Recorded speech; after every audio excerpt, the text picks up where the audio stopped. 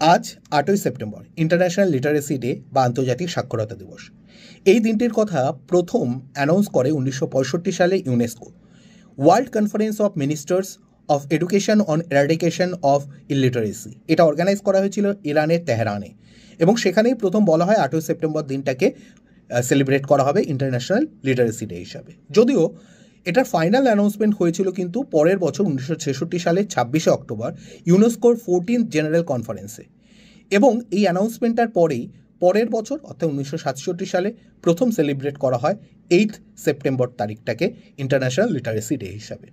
এটার অনেকগুলো অ্যাসপেক্ট আছে, চাইল্ড এডুকেশন থেকে শুরু করে ফিমেল এডুকেশন এবং অনেকগুলো ব্যাপার আছে। আমি যদি একটা অ্যাসপেক্ট বলি, আজকের দিনে দাঁড়িয়ে 775 মিলিয়ন অ্যাডাল্ট, মানে প্রায় 77.5 কোটি অ্যাডাল্ট কিন্তু বেসিক এডুকেশন থেকে, লিটারেসি থেকে বঞ্চিত। বেসিক লিটারেসি বলতে কাকে বোঝায়? যেখানে একটা বাচ্চা লিখতে এবং পড়তে এটুকু জানবে।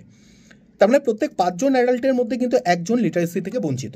আজকের দিনে দাঁড়িয়ে 60 মিলিয়ন বা 6 কোটি বাচ্চা স্কুলেই যেতে পারে না। তো এটা বড় একটা কিন্তু ডেটা। এই সাস্টেনেবল জিনিসটাকে দূর করে একটা সাস্টেনেবল ডেভেলপমেন্টের কথা মাথায় রেখে কিন্তু এটাকে সেলিব্রেট করা হয়। 2025 সালে, মানে এই বছরে যদি থিমের কথা বলা হয়, তাহলে আমাকে বলতে হবে promoting multilingual education literacy for mutual understanding and piece. এই জিনিসটাকে কিন্তু এইবারের থিম হিসাবে নেওয়া হয়েছে। আরও একটা বড় ডেটা আমার মনে হয় বলে দেওয়া দরকার।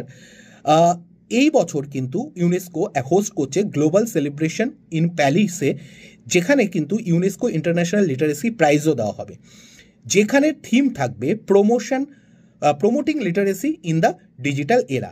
এই ব্যাপারটা কিন্তু আমার মনে হয় সবার জেনে রাখা দরকার, কারণ এই ডেটাগুলো আমাদের লিটারেসি ডেটে খুব ইম্পর্টেন্ট রোল প্লে করছে। তো চলো, এরকম আরও কোনো ডেটা নিয়ে আজকে আমরা পরে আবার আলোচনা করব। আজকের জন্য এটুকুই। থ্যাংক ইউ সবাইকে।